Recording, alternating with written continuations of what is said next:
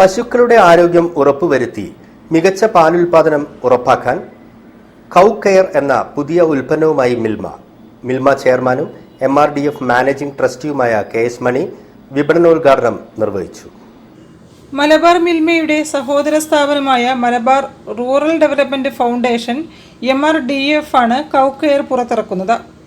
പശുക്കളിൽ കണ്ടുവരുന്ന ആമാശയത്തിലെ ലക്ഷണരഹിത അമ്ലത്വത്തെ നിയന്ത്രിച്ച് നിർത്താൻ കൗ കെയറിന് ഉപയോഗം വഴി സാധിക്കും. ആമാശയത്തിലെ അമ്ലത്വം ദിവസങ്ങളോളം തുടർന്നാൽ ദഹനക്കേട്, കുളമ്പുകളുടെ ബലക്ഷയം, പ്രതിരോധശേഷി കുറവ്, തീറ്റ എടുക്കുന്നതിനുള്ള മടി എന്നീ അസുഖങ്ങളിലേക്ക് കന്നുകാലികളെ നയിക്കും. ഇതിൽ നിന്നൊഴിവാക്കി കറവമാടുകളുടെ ആരോഗ്യം ഉറപ്പാക്കി പാലുൽപാദനം വർദ്ധിപ്പിക്കാൻ കൗ കെയറിൻ്റെ ഉപയോഗം വഴി സാധിക്കും. 10 ലിറ്ററിൽ കൂടുതൽ പാൽ ലഭിക്കുന്ന കറവ മാടുകൾക്ക് 25 ഗ്രാം വീതം കൗ കെയർ ദിവസം 2 നേരം തീറ്റയോടൊപ്പം ചേർത്ത് നൽകണം.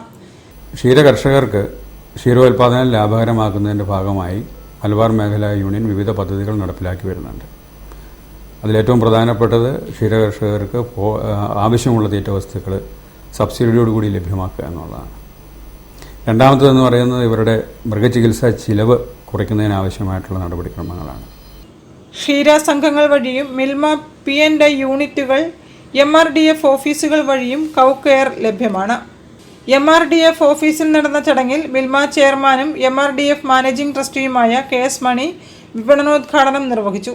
Malabar Milma managing director KC James, MRDF CEO George കുട്ടി ജേക്കബ്, ക്ഷീരസംഘം പ്രസിഡന്റുമാർ, ക്ഷീര കർഷകർ, മിൽമ, MRDF ഉദ്യോഗസ്ഥർ തുടങ്ങിയവർ ചടങ്ങിൽ പങ്കെടുത്തു.